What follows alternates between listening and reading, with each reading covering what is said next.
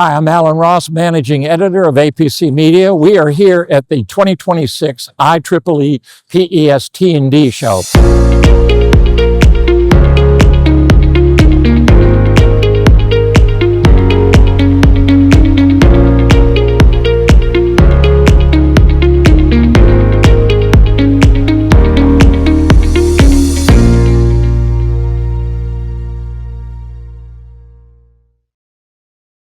My next guest is Nirav Patel, and you are with YASH, and we're going to talk about YASH in a little bit. But first, let's talk about you.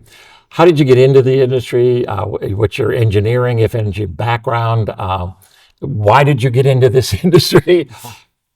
Talk a little bit about that. First of all, thank you, Alan. I'm an electrical engineer, studied in the US, my engineering.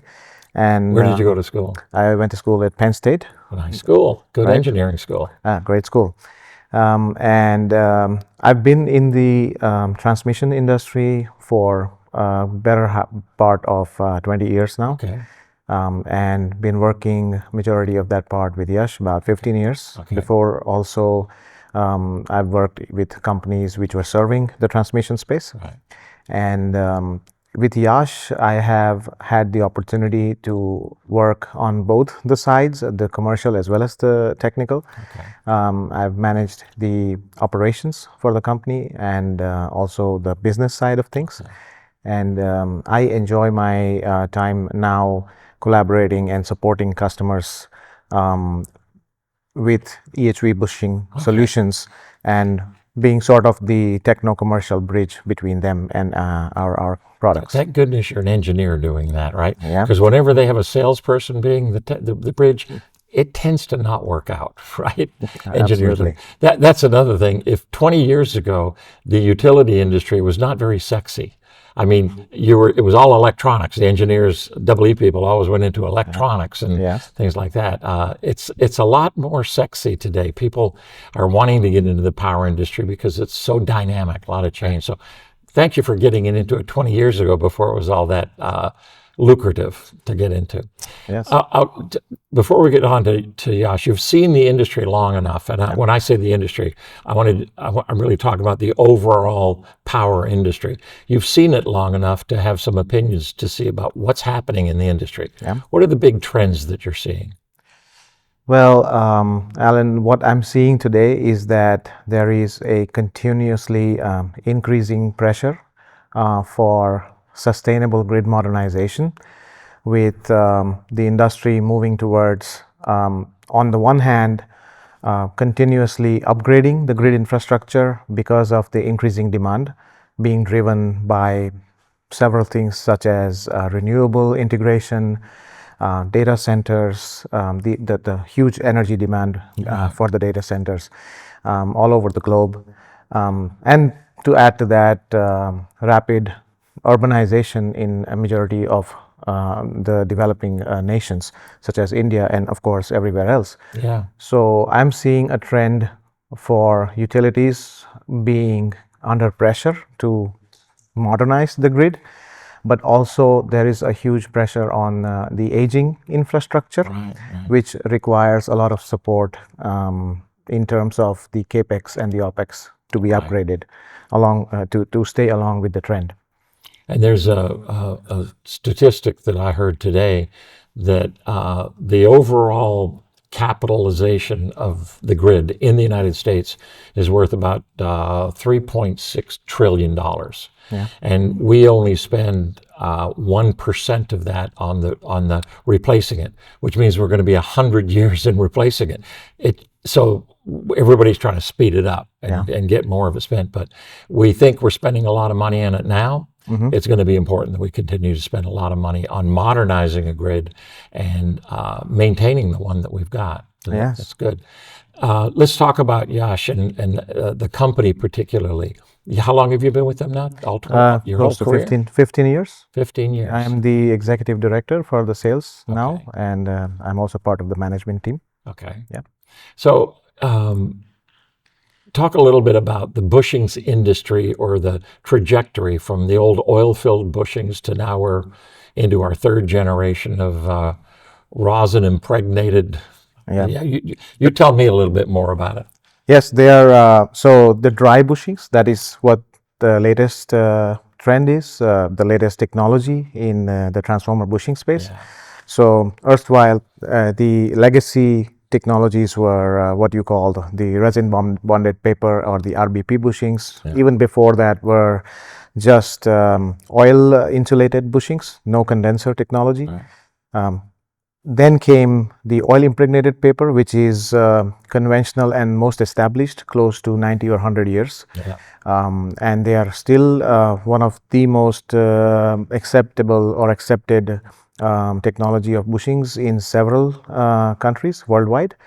And now we are seeing this transition to the dry bushing technology, which is resin impregnated paper and resin impregnated synthetic RIP and RIS. Right. Yes. Why is that change being made? Is it something about oil impregnated that people want? Because there's an expense to that. It's not. It's not as.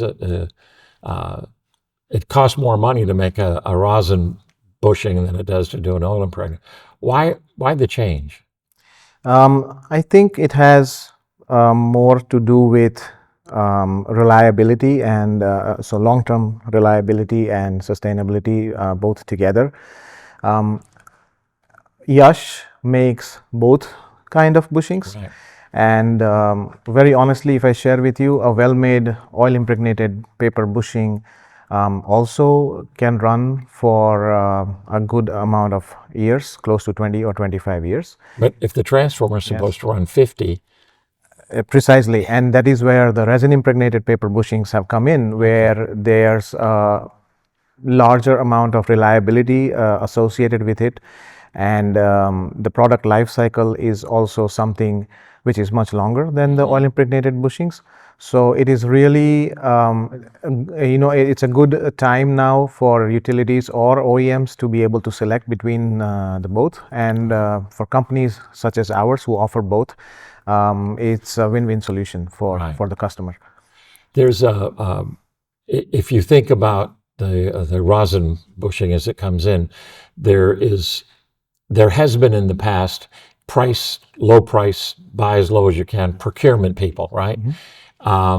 You were not allowed to, like a utility that was buying transformer was not allowed to talk to the people that were making them. You had to bid, right? You had to keep it there.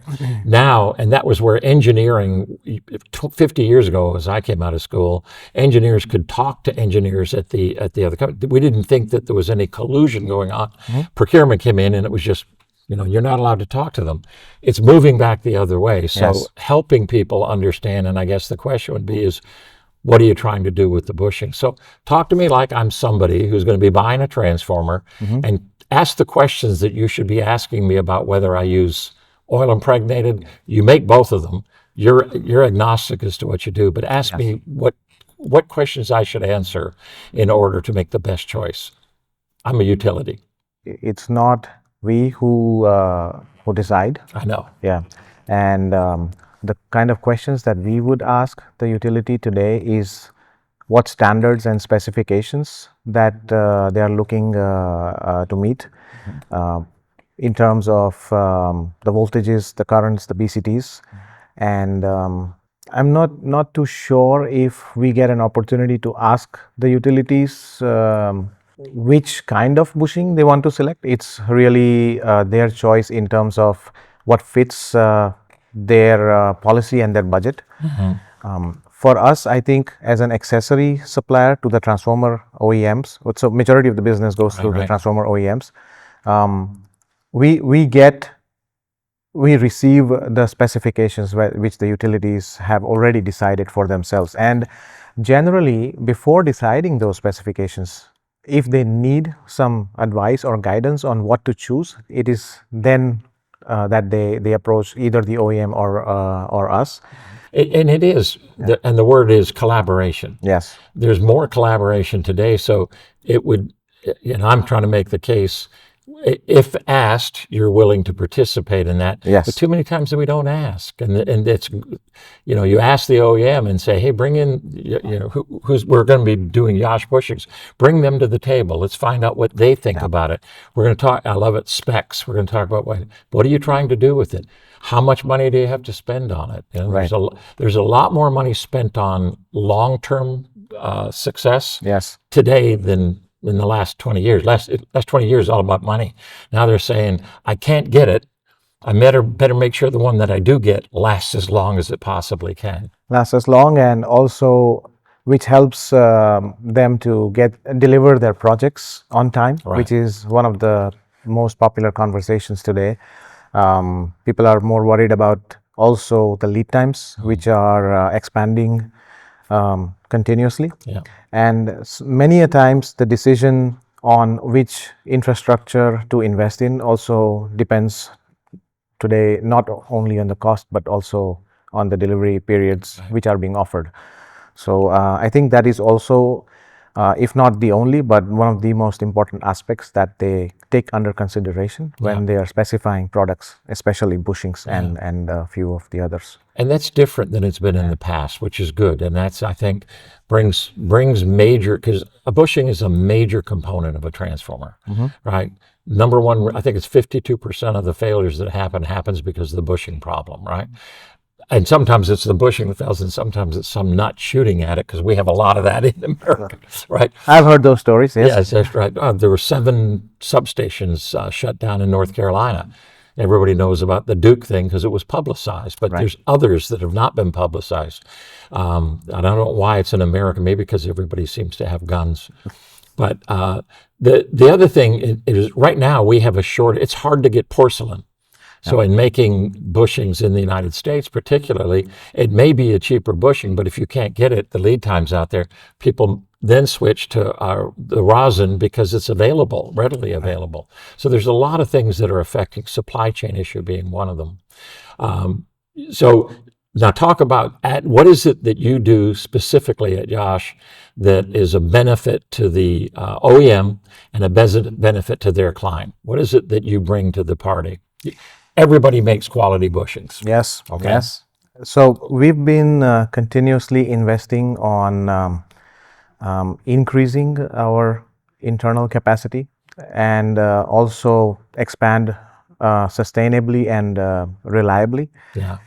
It is not only about churning out large volumes today, but being able to do that responsibly and with the right quality in mind.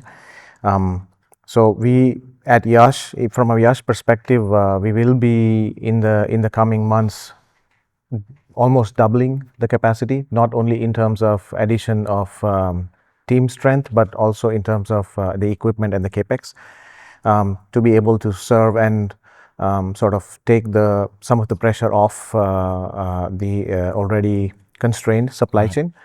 And we are also working on sustainable stocking strategies for components which are today having longer lead times and getting even more stretched as the time surpasses, in order to work closely and collaborate with our customers to be able to deliver on time for them. Do you have multiple locations of manufacturing?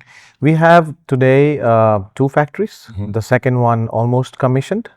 So the existing unit would be the oil impregnated paper factory, and the brand new one, the Greenfield facility, which will be commissioned in the coming 2 months, will be producing dry bushings. Okay. So 2 locations. And previously you made them both in the same location. Now you're just Now we are expanding and dividing them between 2 locations. Yes. Define a little bit better for me sustainability, because that's a big issue with many companies. And if you can help somebody buy a product that has a sustainability feature to it, you get to add that. You get to say, hey, we work with people who are sustainable. Describe that a little bit more as it relates to bushings. The very first aspect is definitely on use of as much as possible the clean energy for our development and our production. So in the new factory, we are continuously investing in renewable energy. We are going to have a solar generation, which would be able to supply at least 50% of our power requirement. Yes, and we are also investing in resources such as rainwater harvesting, which will be also part of the factory complex. Investing in electric vehicles, which will, because of the location of the company, which is far away from the city, and there's a lot of commuting. So we are also investing continuously in EV infrastructure. In addition, also for the charging at the factory, and also adoption of electronic vehicles for commuting.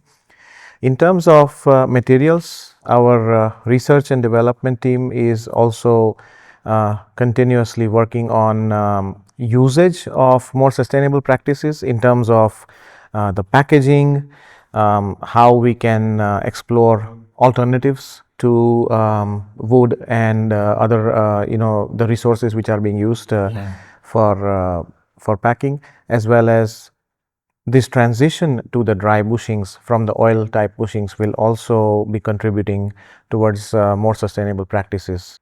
Excellent.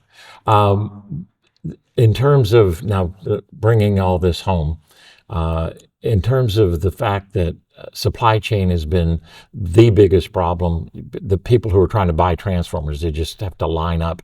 We've never heard of this before in my career time, that people were buying slots 3 and 4 years out at prices prevailing and going to manufacturers and saying, yeah, I want 10 of these and I'll give you the specs, but I want this class transformer. I want a 345. I'll buy 10 of them, put them in the slot, and you'll tell me what it's going to cost when I get there. That's just unheard of.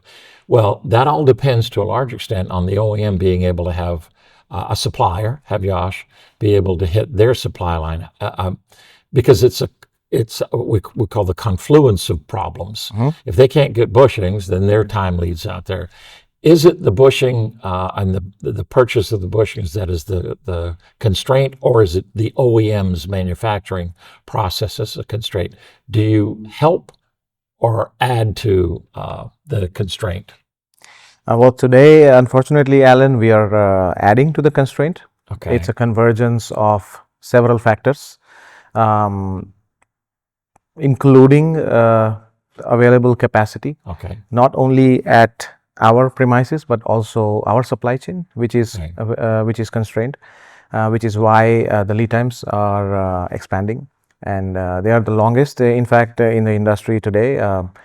Although we have seen this transition and in the demand, and it's the highest we have ever seen in generations. Right, I know. So I think most of us in the industry are working really hard on innovating and overcoming these challenges with the supply chain right now. Yes.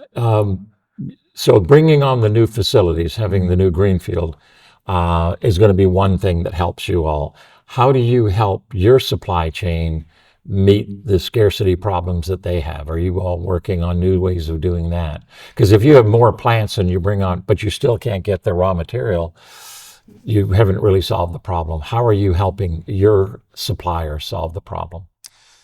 We are really working closely with both ends, trying to understand the upcoming demand from our customers and the market side, and really working on smart forecasting, which then can also be provided to our suppliers for them to be able to plan better. Right. And have long-term frame contracts with them and give them long-term delivery schedules, so that they can continue supplying to us based on what we have projected.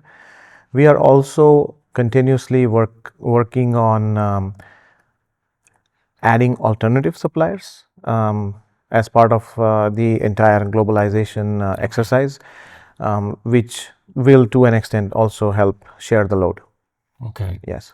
Because if if your suppliers can rely on you to give them longer term forecasts, and then your customers can rely on you to give them, when they give you long term forecasts, it's a win-win for everybody. And that's the only way we're going to shorten this cycle down. A little bit here, a little bit there, a little bit there. Yeah. Last question. What is the most unique advantage that an OEM customer making transformers or a utility speccing transformers and even speccing the Bushings, what is the most unique advantage to using YASH? YASH has always been an independent and agile supplier. We are not a part of, so in most bushing suppliers that you see today are part of larger value chains. Right, yes. And a lot of that also drives the consumption, because if the bushing supplier is part of an energy group or a transformer group, then there is a lot of captive demand as well. At YASH, still we are a medium-sized company, and we have the resources to be able to cater to specific customer demands and to respond in a quicker way to meet their needs. We also are a company that helps for retrofit solutions. We carry a lot of special ability on offering interchangeable and flexible solutions to customers, not only for standard designs but also legacy designs. And this is also something that differentiates us from the larger OEMs who would be more focused on bigger volumes for standard products. Right, yeah. And this is something that our customers have really appreciated about YASH over the last 20 years, and they continue to do so. So a lot of it's your independence. I mean, you're independent. So if I were a Virginia transformer, say, I'm going to look to have my suppliers not be part of the big change, which has happened over and over again. I mean, they're going to get first right. They're going to get the demand there, and there is a dependence as opposed to independence. Last question that's not going to be on this video. Okay, as I said, last question, but this is the next one. I'd like you or someone at YASH to write a technical article on bushings for our bushings edition of Transformer Technology. Okay, we're going to follow. You don't have to write it. Somebody else can write it, but because it's technical, not a commercial article, but a technical one. But at the end of the day, somebody from YASH, a nice picture. You can probably even throw a picture of your truck in there or do something like that. But I'd love for you to put something like that. Again, it's an independent.